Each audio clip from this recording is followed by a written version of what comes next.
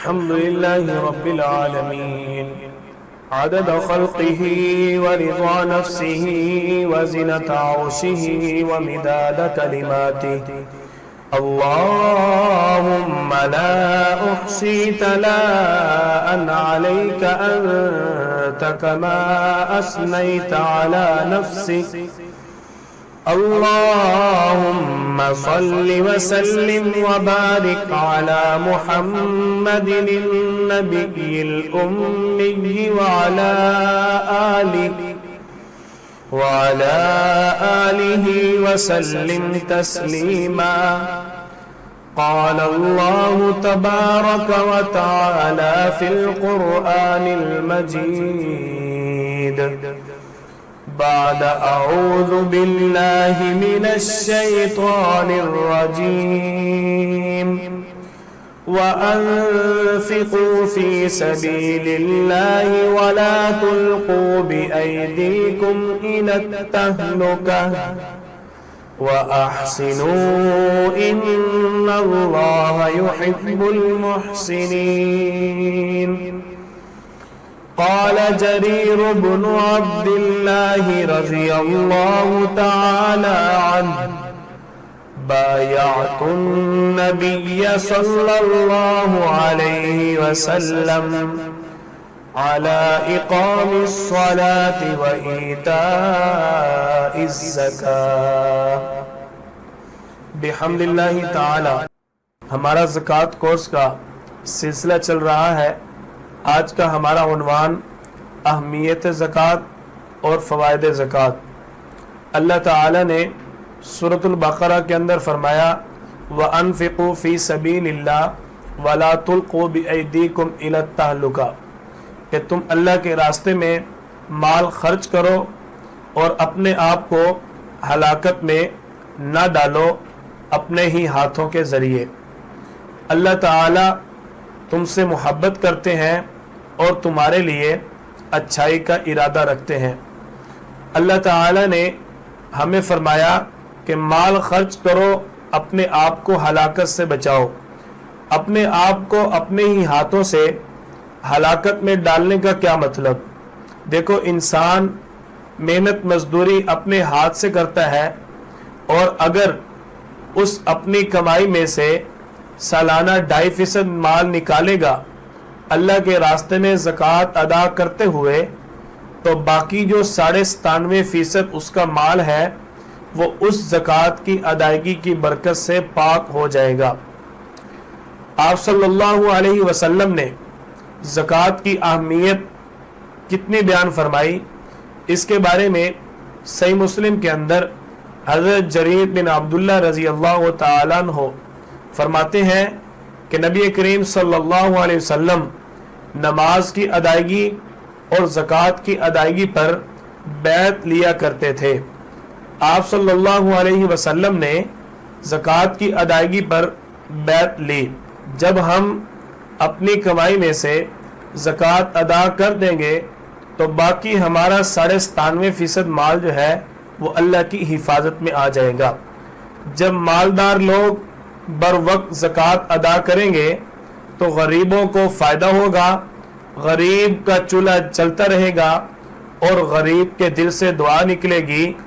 اس دعا کی برکت سے اللہ تعالی ہمیں وسعت رزق بھی عطا فرمائیں گے، اور جو ہمارے پاس رزق موجود ہوگا اس میں برکت ہوگی اور وہ پاک ہو جائے گا۔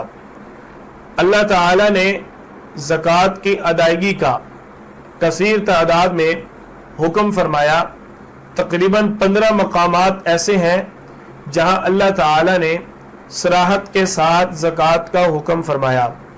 اس کے علاوہ قرآن حکیم کے اندر 30 مقامات پر اللہ تعالی نے صدقات کے الفاظ کے ساتھ زکوٰۃ کا حکم نازل فرمایا۔ اللہ تعالی نے دوسرے مقام سورۃ البقرہ آیت نمبر 254 میں فرمایا یا ایھا الذین آمنوا انفقوا مما رزقناکم من قبل ان یأتی یوم لا بیع فیہ ولا خلۃ ولا شفاعۃ والکافرون هم الظالمون۔ اے ایمان والو، تم اللہ کے راستے میں خرچ کرو۔ کہاں سے؟ جو اللہ نے ہمیں رزق دیا اسی میں سے اللہ تعالیٰ فرما رہے ہیں کہ میرے راستے میں مال خرچ کرو۔ اللہ تعالیٰ فرماتے ہیں کہ ہم نے تمہیں زکوٰۃ ادا کرنے کا حکم دیا، اگر تم نہیں کرو گے وَالْكَافِرُونَ هُمُ الظَّالِمُونَ، جو لوگ اس کا انکار کریں گے وہی اپنے اوپر ظلم کرنے والے ہیں۔ یعنی جب ہم زکوٰۃ ادا نہیں کریں گے تو اللہ تعالیٰ کی طرف سے جب ہماری پکڑ ہوگی، ہمارا نقصان ہو جائے گا یا ہمیں کوئی حادثہ پیش آ جائے تو وہ اللہ کی طرف سے ظلم نہیں ہوگا، بلکہ ہم نے جو زکوٰۃ کا انکار کیا ہے اسی کی ہمیں سزا ملے گی، اور وَالْكَافِرُونَ هُمُ الظَّالِمُونَ والی بات میرے اللہ کی ہمارے اوپر لاگو ہو جائے گی۔ اگر اللہ تعالیٰ نے ہمیں زکوٰۃ ادا کرنے کا حکم فرمایا تو اللہ تعالیٰ نے ہمیں رزق بھی دیا، اور دیکھو جب رزق اللہ تعالیٰ نے دیا تو میرے اللہ نے اس چیز کا اظہار بھی فرمایا۔ اللہ تعالیٰ نے فرمایا نحن قسمنا بینہم معیشتہم فی الحیات الدنیا ورفعنا بعضہم فوق بعض۔ اللہ تعالیٰ فرماتے ہیں تیرے رب کی رحمت بہت بہتر ہے اس چیز سے جو مال تم جمع کر رہے ہو۔ یعنی رحمت کا مطلب رحمت اللہ تعالیٰ کی ہوتی ہے تو ہمیں رزق ملتا ہے، اس میں ہمارا کمال نہیں ہے، ہمارا تو کام صرف اسباب اختیار کرنا، دکان وغیرہ بنا لینا، باقی رزق دینا میرے اللہ کا کام ہے، اور اللہ کی رحمت ہمارے دنیاوی مال سے بہت بہتر ہے۔ اللہ تعالیٰ نے صاحب نصاب کو ہی مال خرچ کرنے کا حکم فرمایا، یعنی جو شخص زکوٰۃ میں نصاب کا مالک بن جائے گا وہی 2.5% زکوٰۃ ادا کرے گا۔ اگر اللہ تعالیٰ چاہتے تو صدقہ فطر کی طرح زکوٰۃ کا حکم بھی نازل فرما سکتے تھے، لیکن میرے اللہ کا ضابطہ اصول اور قانون یہ ہے یرید اللہ بکم اليسر ولا یرید بکم العسر، کہ اللہ تعالی ہمارے ساتھ آسانی کا ارادہ فرماتے ہیں۔ اہمیت زکوٰۃ کا اس بات سے بخوبی اندازہ لگایا جا سکتا ہے کہ جو سابقہ امتیں گزری ہیں ان پر بھی اللہ کی طرف سے زکوٰۃ کا حکم تھا، وہ بھی اللہ کے راستے میں زکوٰۃ دیا کرتے تھے، لیکن ان امتوں کی زکوٰۃ کی قبولیت کا، زکوٰۃ کی ادائیگی کا طرز عمل کچھ اور تھا۔ اللہ تعالی نے امت محمدیہ کے ساتھ صلی اللہ علیہ وسلم ان کے ساتھ ایک خصوصی محبت فرمائی۔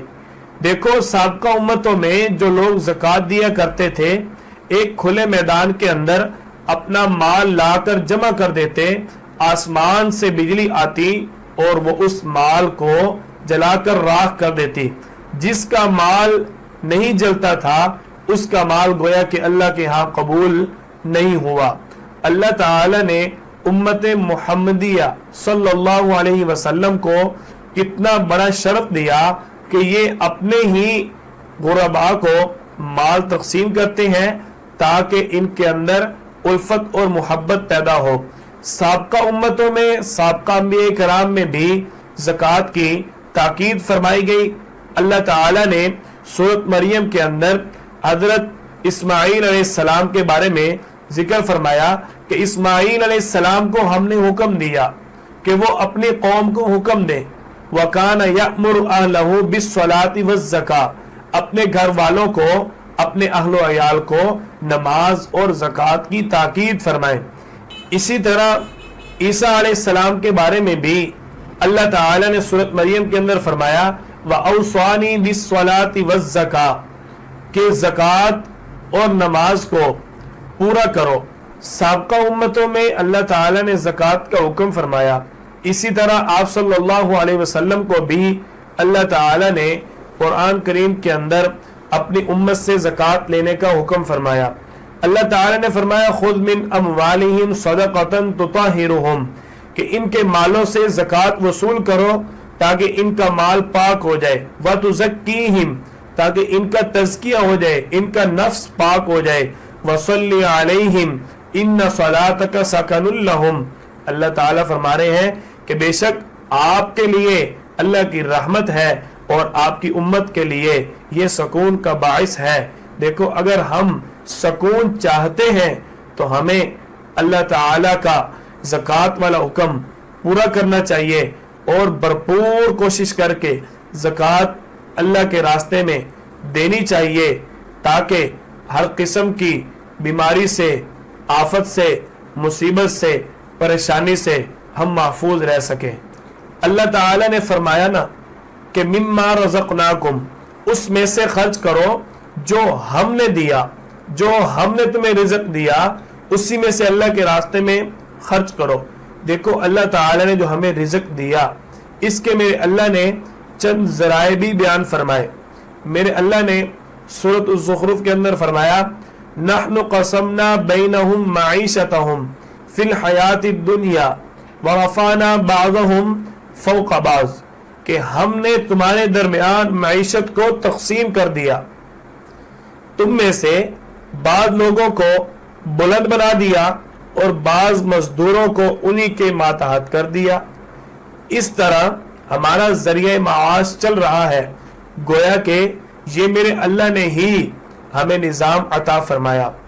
اللہ تعالیٰ فرماتے ہیں وَلَوْلَا أَن يَكُونَ النَّاسُ أُمَّةً وَاحِدَةً لَجَعَلْنَا، اگر ہم چاہتے تو ایک ہی طرح کے لوگ ہوتے، کوئی مالدار نہ ہوتا، کوئی غریب نہ ہوتا، سب برابر ایک دوسرے کے ساتھ مالی کنڈیشن، مالی حالت میں ہوتے، لیکن میرے اللہ نے یہ جو ہمارے درمیان معیشت اور رزق تقسیم فرمایا یہ ہمیں آزمانے کے لیے، اس لیے ہمیں چاہیے اللہ کے راستے میں سالانہ 2.5% زکوٰۃ ادا کر کے اللہ کے ہاں سرخرو ہو جائیں اور اپنے آپ کو ہر قسم کی آزمائش سے، آفت سے، مصیبت سے، پریشانیوں سے، تکلیف سے محفوظ فرمائیں۔